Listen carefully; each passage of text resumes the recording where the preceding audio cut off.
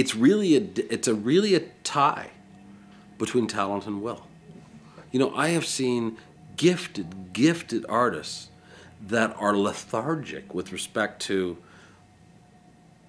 if their audience is 46 people, they're happy.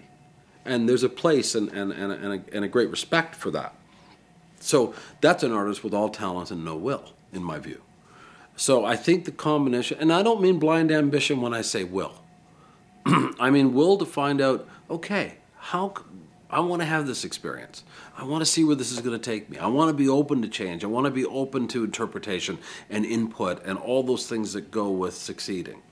So I really do think it's an even split. You know, if the core gift is not there, all the will in the world can't do a thing. You know, and that's the frustrating part of our job is, you know, I meet human beings that are artists that I absolutely, as people, adore. And it tears my heart out sometimes if, for example, we don't end up doing something together with them. That's why it's so important that the gift or the talent is there along with the will.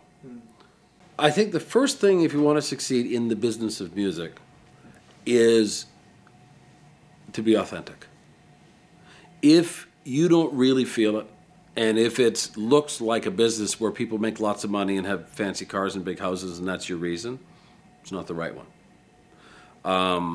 So to get from the mailroom to the CEO's chair,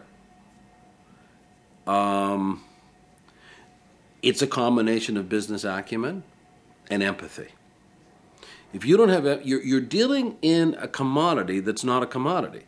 You're actually selling and marketing something and nurturing something that's an intellectual property and a person's mind and a person's persona. It's not a bottle of Evian. It's not a widget.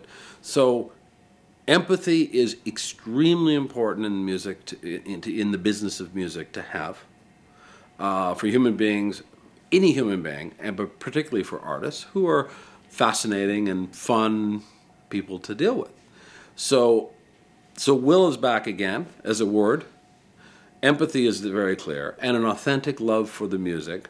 And the thing I'll close with on that answer in terms of how do you get my job and how do you go after this is to have an end zone in mind.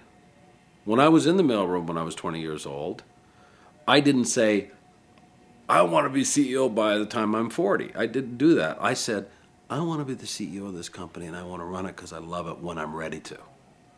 And if someone handed me that at 35, I wouldn't have had the maturity or the wisdom, and I wouldn't have been ready, and I probably would have screwed it up.